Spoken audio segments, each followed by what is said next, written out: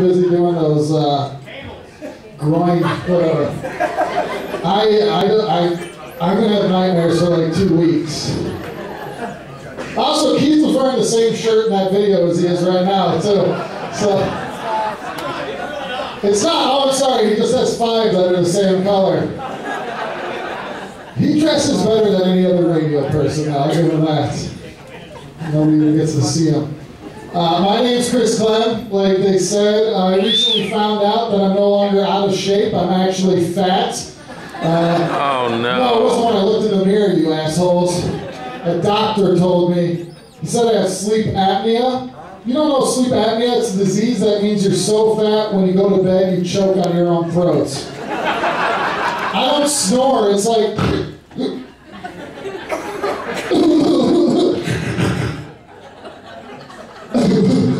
And just repeat that 415 times in one night. So he told me that there was 2 options that we had. The first option was to get a $2,000 machine that would hook up to my face, force air down my throat, and I would have to wear that every single night for the rest of my life. It'd be like $2,000. Or I could lose 35 pounds. So now I got a $2,000 machine that I hook up to my face, that forces air down my throat that I plan on wearing every night for the rest of my life. Because there is no way I'm giving up Chipotle and Christmas ale. Yeah! America! No thanks. I'm not going to exercise. I'm buying a robot that will breathe for me. I'm like a year away from wearing it 24/7. Just holding around like... You're like fat Darth Vader or something. Like, yeah, that was the guy that didn't make it through Jedi school. He just burned up in lava and started eating Cheetos.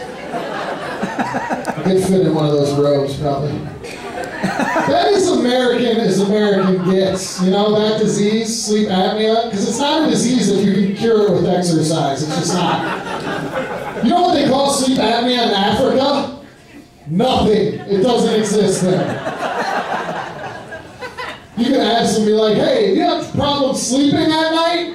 Oh, no problem sleeping, just wondering where next meal's coming from. I know what you're thinking, that's the worst African accent ever. But it's not an African accent, it's an actual impression of my friend from Africa, and that's exactly what he sounds like. If you run into him in the airport and you hear him talk, you go like, holy shit, that's his friend. The African guy that sounds like a white guy doing a bad Indian voice. That's him. The other thing with sleep apnea that's actually fun is the air going to your brain at night means you have no idea what happened, and then I feel the tubes in my nose when I wake up, so I'm always like, oh my god, was I in a car accident? Did something happen to me? Oh no, I'm just moderately obese, okay. Alright. Because if I was in a coma, I would actually lose weight, right? Putting quarter-pounders in a blender and feeding them to me in a tube.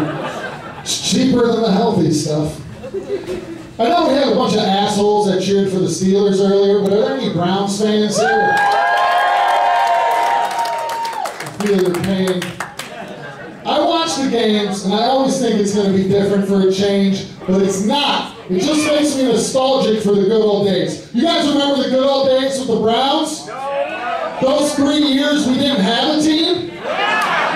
We were undefeated, man!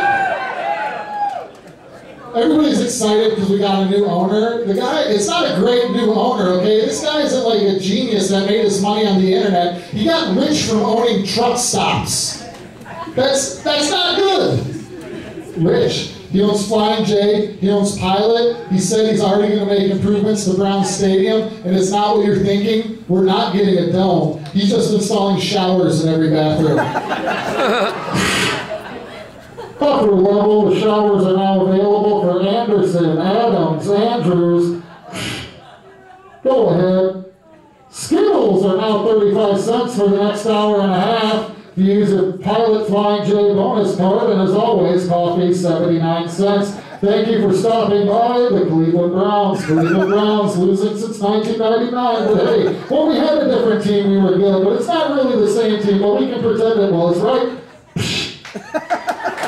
Twix are now on sale for $1, thank you. That's true, I'm sorry. Greg Little. Woo. I'm just glad Romeo Cornell's gone.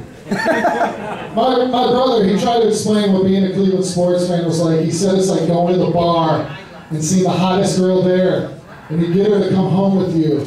And right when you're about to have sex, you find out she's a man.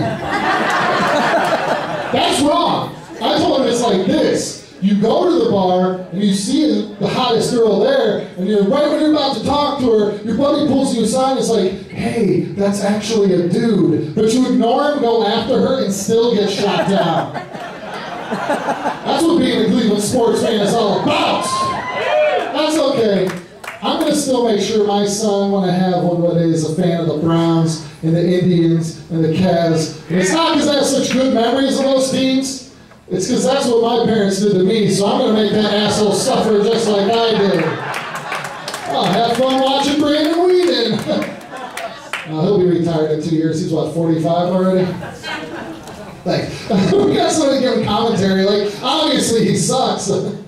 But thank you for the confirmation. I appreciate it. Colt McCoy is good. We're just going to go to a sports talk show right now. Caller 1, you're on the air. What do you think about Pat Shermer?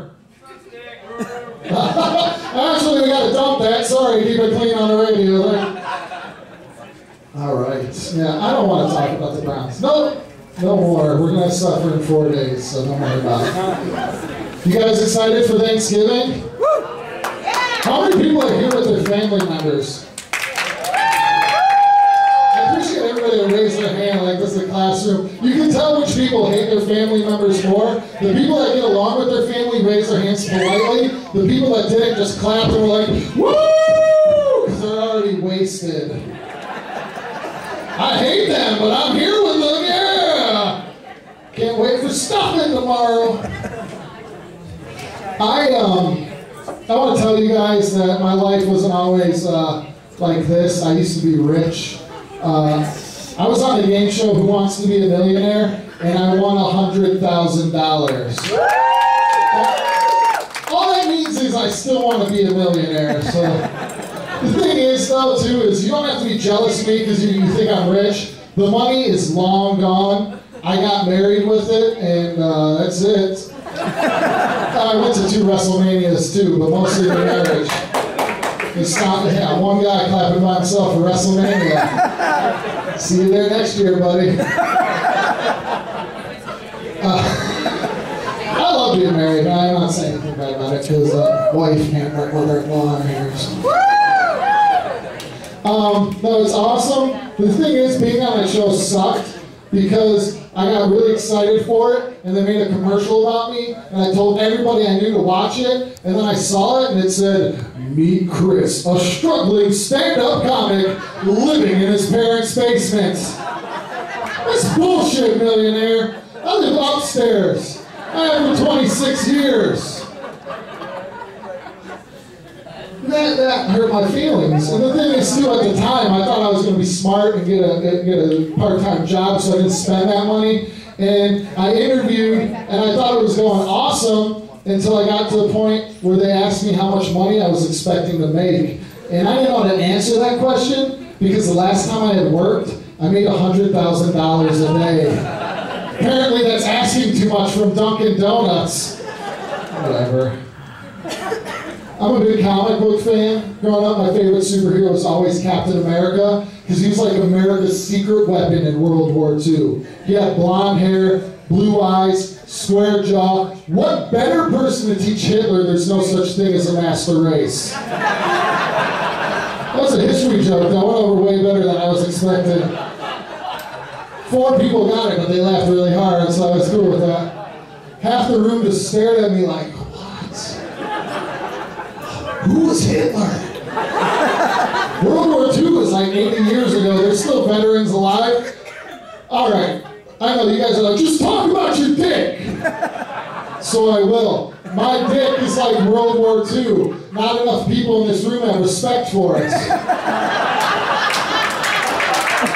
And if you don't start having some respect for it, I'm going to come out shooting, and you don't want that. Figured this was a crowd for an ejaculation joke. So glad my parents came. It's them, not me. I want to tell you guys that I won marriage because me and my wife now live with my parents. That makes me a white pimp. Like, I don't make her work the street, but she'll still do what I say. Yeah, get in there, ho. I'm sorry. Listen, I'll talk to you after the show. I'm in trouble. After Millionaire, I thought I was full of myself. I thought I was famous. I Googled myself, and the first result said that Chris Clem was a self-centered, narcissistic douchebag. I couldn't really be mad about that, though, because I had just Googled myself. I was like, they might have a point. I don't got a lot of time here, but I want to tell you guys that I do have a specific reason. Before I go, anybody married out here? This is like the most polite crowd. I thought Keith Kennedy was going to turn you into like monsters throwing beers on the stage, and you all just like raise your hands. Like nobody's too excited, but we'll admit it. Yeah, I'm married. No, I have a specific reason why I knew my wife was the one for me. And that was last Christmas. She got me custom-made, king-size Spider-Man bed sheets. Let me remind you guys that at the time, I was 26 years old and living in the upstairs of my parents' house. So what that meant was not only was she cool with me being at rock bottom, she was willing to go even deeper. That's a keeper right there. Only thing is we haven't been able to have sex on those bed sheets, and it's not for any weird reason. I'm just not doing that on top of Spidey. It's disrespectful. I'm going to leave the web slinging to him. Before I go, I'm going to leave you guys with some advice that people tell me about marriage, and maybe you can apply it to your own personal use. I was told that the most important thing about being married and being happy is that you got to have an exciting sex life. And the way we figured out how to do that is by incorporating things that we love from outside of marriage. And most of them are stuff that I love because we can't reenact Twilight unless I like immediately become anorexic, and that's not happening. Like I'm not losing 250 pounds. But the one thing I do love, like I said, is professional wrestling. And the way we do it the most is Rowdy Piper style. That's when she sits in the room by herself, and I sneak up with a coconut, and I bash her in the back of the head, and we do it while I'm wearing a kilt. Yes! You think you got all the answers? I'm changing questions on you!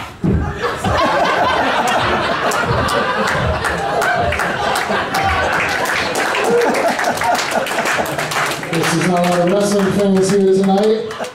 That's cool. It's alright. We can do it Hulk Hogan style too, and I just say I'm bloated after I'm done. Two people know what I'm talking about. I feel like a fat pig. I don't like you, Bubba. My favorite way though is Wookiee style, like Chewbacca from Star Wars. And that's where neither of us shave for 6 weeks, and then I wear nothing but a bandolier, and I'm just like,